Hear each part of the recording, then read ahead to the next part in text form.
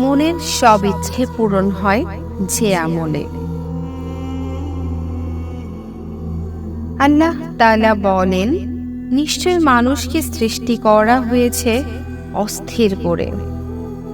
যখন তাকে বিপদ স্পর্শ করে তখন সে হয়ে পড়ে অতিমাত্রায় উৎকণ্ঠিত। আল্লাহর রহমত থেকে নিরাশ হওয়া যাবে না। সর্বাবস্থায় আল্লাহকে স্মরণ করতে হবে। আল্লাহর দয়া ও অনুগ্রহের চাদর সব সময় আমাদের আবৃত করে রাখেন। আল্লাহ তাআলা বলেন, যদি তোমাদের উপর আল্লাহর অনুগ্রহ ও তার দয়া না থাকতো তাহলে তোমরা ধ্বংস হয়ে যেতে। আর নিশ্চয়ই আল্লাহ অধিক তওবা গ্রহণকারী, প্রজ্ঞাময়। সূরা নূর আয়াত 10। অভাব থেকে মুক্তির জন্য আল্লাহ তাআলার কাছে চাইতে হবে। আর আল্লাহ তাআলা বান্দার প্রার্থনা ফিরিয়ে দেন না।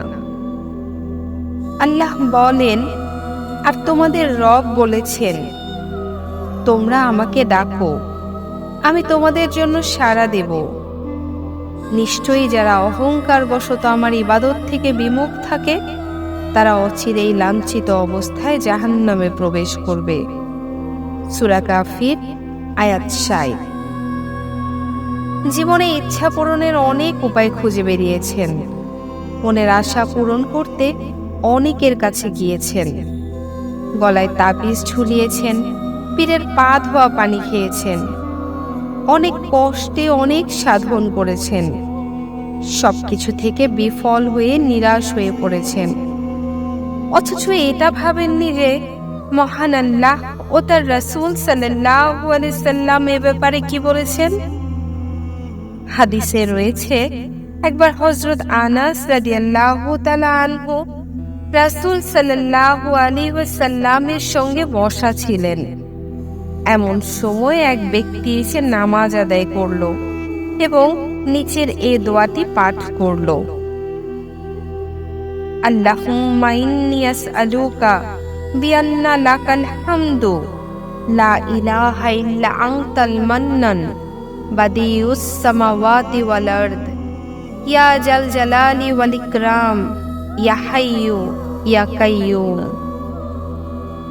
অর্থ, হে আল্লাহ, আমি তোমার কাছে প্রার্থনা করি, তুমি তো সব প্রশংসার মালিক, তুমি ছাড়া কোনো উপাস্য নেই, তুমি দয়াশীল, তুমি আকাশ সমূহ ও পৃথিবীর একমাত্র সৃষ্টিকর্তা।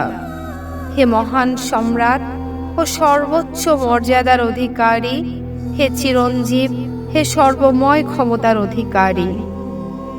তখন নবীজি সাল্লাল্লাহু আলাইহি ওয়াসাল্লাম বললেন, আজম মহান আল্লাহর এমন নাম যে নামে ডাকলে মহান আল্লাহ সাড়া দেন এবং যে নামে তার কাছে চাওয়া হলে তিনি সব চাওয়া পূরণ করেন।